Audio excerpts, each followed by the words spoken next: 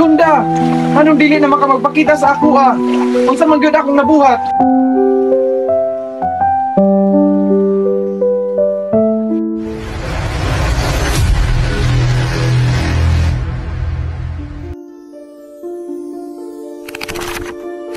Sa unang panahon, sa usa ka lungsod sa Bohol, panagikala pa ang mga dili ingunato o mga engkanto ngadto sa mga tawo. Buutan kaayo ang mga engkanto ngadto sa mga tawo, mopahuwam sila mga gamit bisan pag mapapersonal man. Ug iuli pud sa mga tawo ang ilang hinuwam sa saktong kondisyon.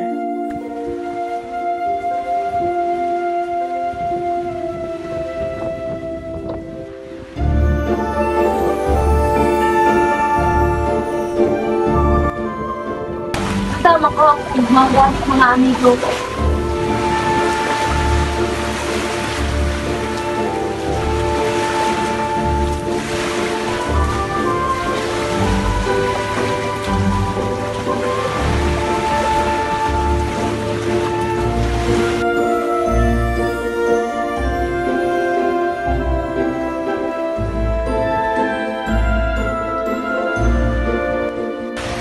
Salamat mga amigo. Ako lang gid niyo sa sunod nga adlaw. Ay na po.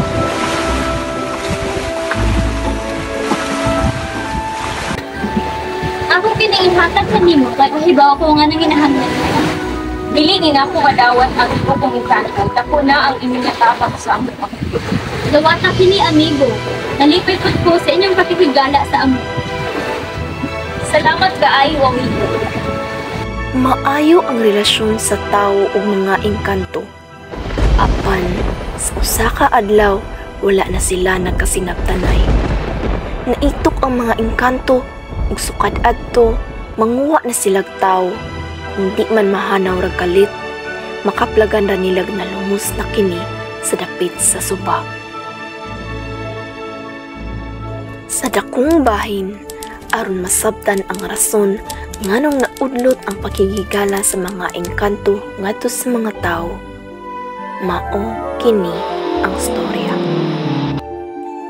Sumala sa daang istorya, usa ka taas nga opisyal ug sundalong Kastila ang gidala sa mga engkanto samtang naligo sa suba sa Inabanga. Giibgan siyag maayo sa usa ka engkantada. Mao kining gidala siya sa lugar sa mga engkanto ug didto sila nagpakasal. Nakaanak sila og usa ka babayi ug gihinganlag Sigunda. Si Sigunda ug ang iyang amahan dili puro engkanto ug bisan dili sila hingpit nga taong mortal, interesado gihapon sila sa mga material nga butang nga gikalingawan sa ordinaryong mga tao. Grabe ang paghigugma sa mga engkanto ngadto kang Sigunda ug gimahal kaayo nila siya. Tungod niini, nahimong duol usab ang ilang kasing-kasing sa mga tao. Naghimo ang mga engkanto o usa ka lugar diin mahimong komportable si Sigunda. Ang mga gamit ug palibot sa tibuok lugar napuno nila og bahandi ug hinimo sa bulawan. Samtang gitamnan sa iyang amahan ang palibot niini ug mga kakao. Tungod kay mauusab kini ang tanom sa amahan ni Sigunda sa Espanya kaniadto nga siya taong buhi pa. Nindako si Sigunda sa kalibutan sa mga engkanto. Daghang istorya ang iyang amahan may tungod sa mga tao. Mao nga nahimong dako ang iyang interes sa batasan sa mga tao. Ang mga tao buutan ug masinabtanon. Hibaw sila mo abi-abi maski dili nila kaila. Grabe sa kapumihan, o determinado sila sa ilang mga trabaho. Kaya yan, iba ang kinabuhat o pagkinabuhi pa. Mao ginanak, pero pananghid sa imong mama. Ug tungod sa malumo nga pagpangaliyo po ni Sigunda sa iyang inahan nga engkanto, gitugutan siya niini nga mag-imbestigar sa kalibutan sa mga tao. Ug gihatagan pa siya og dako nga barko nga hinimo usab sa bulawan nga ginganlag MS Sigunda. Kini ang ilang gigamit sa iyang amahan aron makapabiyahe ug makahimong usab og negosyo sa kakao sa Amerika ug Espanya. Nahimong malampuson ug maayo ang negosasyon ni Segunda ug sa iyang amahan sa ilang pakikimamat sa mga tao sa Amerika ug Espanya. Nahimong komportable sila sa mga tao ug gitinguha usab ni Segunda nga adunay maayong relasyon sa ilang lugar sa Inabanga. Apan, mahimo silang kahadlukan kung kalit lang silang magpakita sa ilang lugar tungod kay nahibalaan sa mga taga-Inabanga nga mga engkanto lang ang makahimo nga magpuyo sa pakpa sa langob nga anaa sa suba sa Inabanga. Kaangin na pareha pa sa ubang mga nasod ang atong pagkakinamat sa mga ordinaryong tao pa. Unta maka-istorya o makahalukit ka sa mga tao sa Inabanga.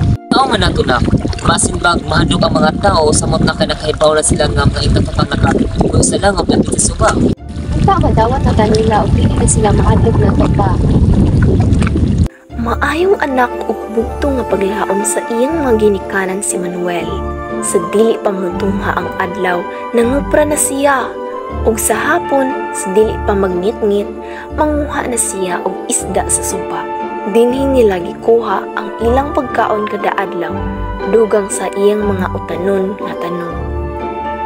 Takang dalaga ang naigugma kang Manuel, tungod kay gawas sa iyang pagkahitsuraan, maayo usab siya ug gihigugma sa kadaghanan sa mga tao sa ilang baryo.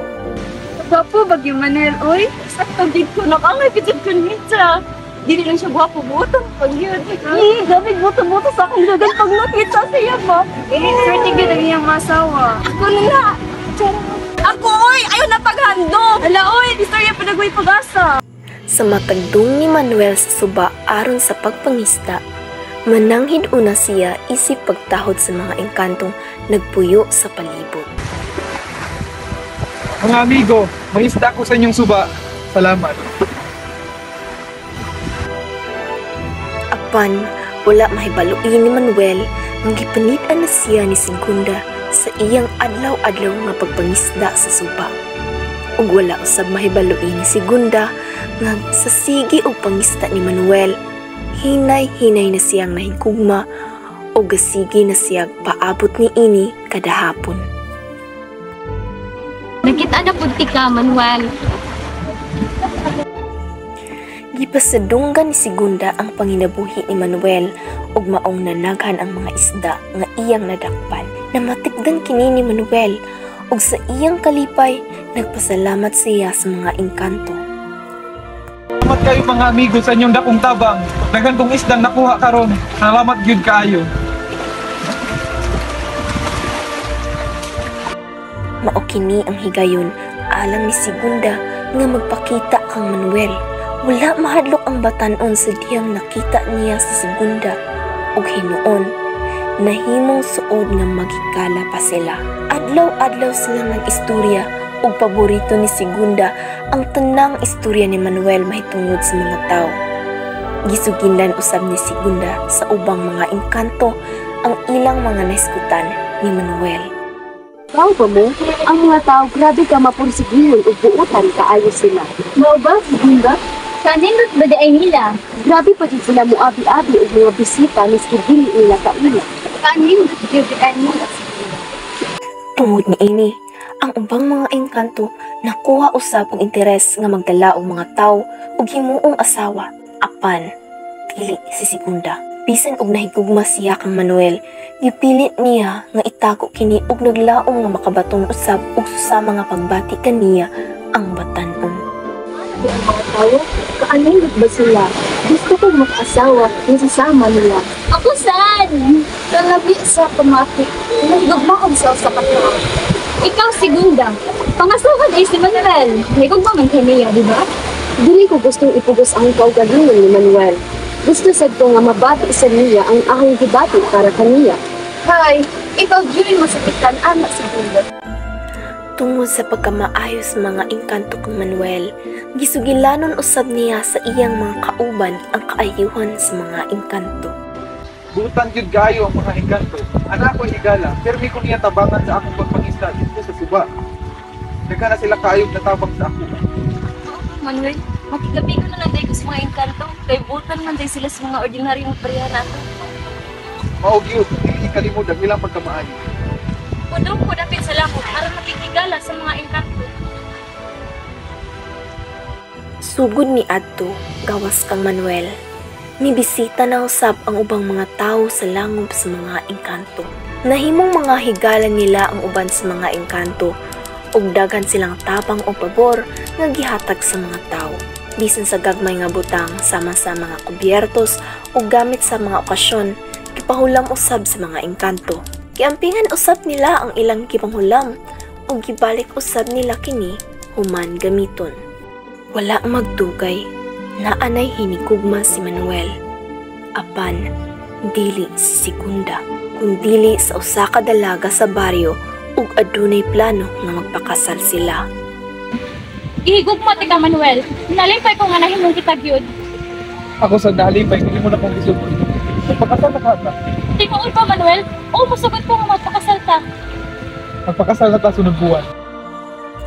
Nahibal-an kini ni Segunda ug dako ang iyang kasubo. Segunda! Segunda! Ano man? Anong katalik-dalik ka? Hiba mo ba ka? Maunsa? Naanak niya ilain. Ha? Ako kasabot, naanak ilain hinigugmas ni Manuel. Magpakasal sila sunod buwan. O, unsa? Kaslunon na siya? Okay ra ka? Oo, okay ra.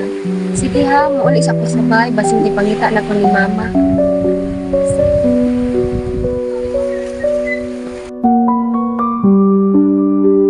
Naghilak siya adlaw ug gabii nga giduyugan usab sa kusog nga ulan. Isulti nga mao kini ang hinungdan sa pagdako sa suba sa Inabanga. Nagigambit usab ang panahon sa kasakit nga gibati ug kapakyasan ni Segunda. Nasuko ang mga engkanto ug gusto nilang manimalos, apan ipugngan sila ni Segunda ug ihangit nga ayaw pasakiti ang mga tao. Uy, puangan ginas Manuel. Gitagbangan ang ganina to. Gipasakitan na ka sa kanila. Ang anya silukan, wala siya katungod makasakitan ka. Kitan ko na si Manuel. Luksan ko na siya. Mga tao, yun, buhay po ko. Grabe yun, mantay lang yun sila. Sakto na mga kagala. Halong ayaw na nila pasikiti ang mga tao labihan sa Manuel. Wala man siya sala nga nabuhat sa ako at wala man siya kabalo sa akong debate at charity. Wala tayo laing mabuhat, laing pinagmaon at pili ako. Sukat kani adto, wala na magpakita pag-usap si Segunda ang Manuel. Dito lang nahibalaan ni Manuel nga nahigugma di ay kaniya ang engkantadang si Segunda. Ug sa katapusan, nakaplagan usab ni Manuel sa iyang kasing-kasing nga si Segunda di ay ang tinuod nga iyang gihigugma. Segunda! Anong dili na makamagpakita sa ako ah? Unsa man gyud akong nabuhat? Tungod ba kay kaslo na ako sunod buwan ug wala tay ka maingna? Unsa man jud Segunda? Ubasin gihugma mo ako labaw pa sa amigo Segunda. Nganong ikaw man ang pirming gipangita? Oo, naan ako'y hinigugma, pero nganong ikaw man jud ang akong gipangita? Tungod ba kini kay ikaw ang akong tinuod nga gihigugma? O Segunda, akong dawaton ang akong pagbati diha sa imuha. Gihigugma ta ka, Segunda. Adlaw-adlaw mibalik si Manuel sa langob ug naglaom nga magkita na usab sila ni Segunda. Apan sa usa ka adlaw, ang inahan nga engkanto ni Segunda ang nagpakita kaniya. Segunda! Segunda!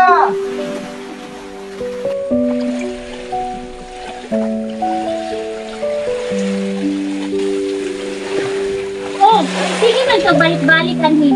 Kumani mo pasakitan ang akong anak. Unsa naman po ang imong gihadlong? Kumani niyang kasing-kasing. Unsa naman po? Pasaylo ako ninyo sa akong nabuhat sa inyong anak. Oo, nauwahin na akong naibalaan. Na siya jud ay ang tinuod nga gipitik sa akong gugma. Pero siya jud ay ang akong gusto mahigugma. Sige, higugma ka man ka sa akong anak. Dawata kini papan nga bulawan. Puli sa imong pag-uban sa among lugar kung mahimong pana sa akong anak na si Segunda. Dili, Dili na ko dawaton ng inyong kaban nga puno sa mga bulawan. Sigunda akong gusto makita og makauga. Ali, uban ka na. Giabandonar niya ang kaban puno sa bulawan sa sulod sa kuweba. Unya sa iyang pagbiya, gikawat sa laing tao nga moadto usab didto. Ikuptan sa mga tao ang daghang kaban nga bulawan ug gitawag nila nga syudad sa Makaban, ang lugar sa mga engkanto.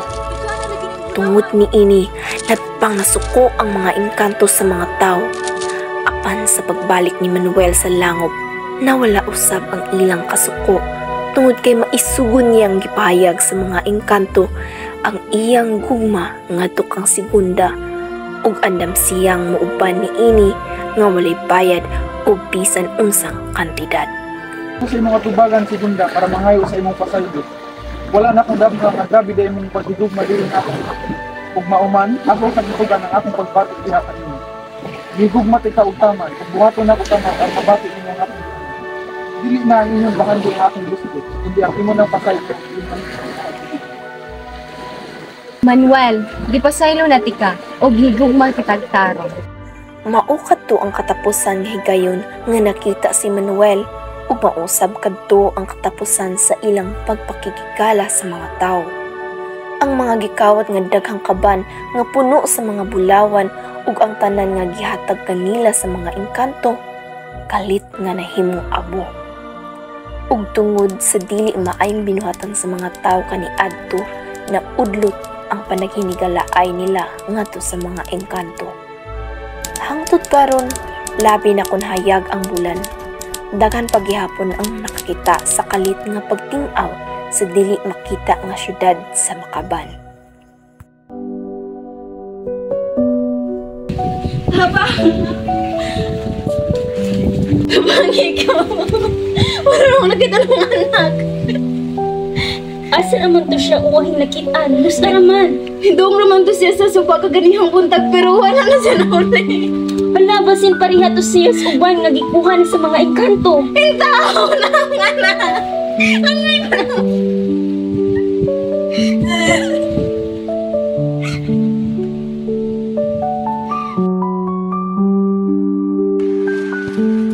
Nang sunya imong anak nakitaan kilid sa suba na lumos unsa? Hain man!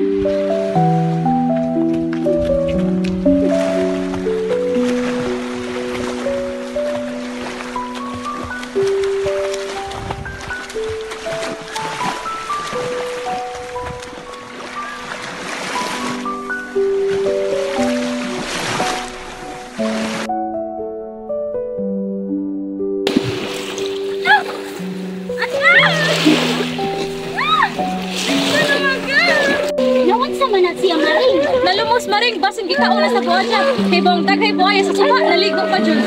Wala may pinaakan sa buwadya. Ba't hindi buwadya, ana? Basi gitira na siya sa mga engkanto. Dili na dili ay nato amigo ang mga engkanto.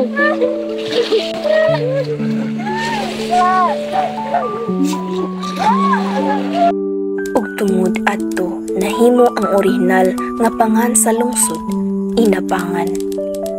Gikan ang pangan sa misteryosong pagkuha o pagkawala sa mga tao ngadto sa suba kada tuig isip abang sa paggamit sa sapa ug bayad sa mga binuhatan sa mga tao ngadto sa mga engkanto. Padadyon ang misteryo sa suba hangtod sa niabot ang mga Kastila.